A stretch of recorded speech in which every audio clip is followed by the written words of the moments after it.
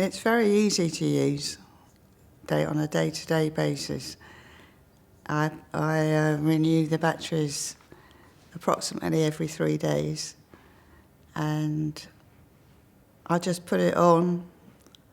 I'm really grateful to have it on, and I take it out when I go to bed, and that's about it. The Cochlear Implant is really, really easy to use. All you have to do in the morning is to put the battery on,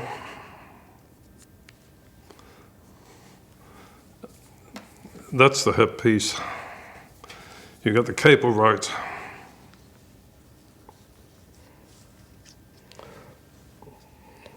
Put it behind the ear, put the headpiece in the right place, and it's on. It takes care of itself. If anybody has queries or worrying about if it's difficult to use, it's all, and the accessories, they're very easy. You've got a remote, it changes the volumes and various other functions like the loop, if you go to a bank and feel you need it.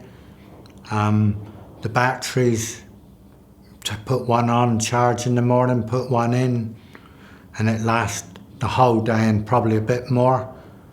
I get up on average around 7 in the morning, go to bed about 11:15. It stays on the entire day. It's never let me down. It's brilliant. I find that the equipment is easy to use.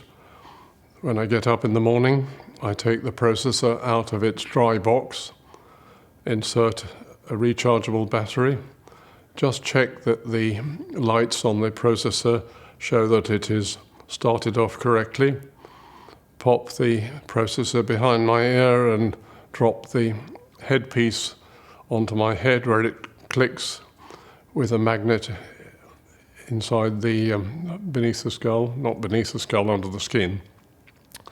And it sits there for the rest of the day. I forget it's there until bedtime, when off it comes back into its box and the battery goes back on for charging for the next day. So it's a doddle. The actual implant, I can't say it's ever been uncomfortable. In fact, I've only had the implant a few weeks now, but I hardly notice it's there once it's on. The only time that I'm aware of it is when I put it on first thing in the morning, and when I take it off at night when everything goes dead quiet. My implant never falls off. Do you know, I go to classes at the gym, I do Zumba and I do different sort of classes, and I think I have a strong magnet, so it never falls off. I wondered before I had the implant what this would be like, what the processor would be like. How heavy would it be? It looked a good deal bigger than the Phonak hearing aids I'd used. And it is, but the Advanced Bionics processor has a thing called a T-mic here, which fits right round the ear, and it holds the processor nicely in place, and I have no problem with it falling off. It's, after a while, I don't even know it's there. I wear the processor right through the day until I go to bed at night. The processor comes off my ear, I detach the battery, and every second day I charge up 2 batteries and put the processor into the dehumidifier.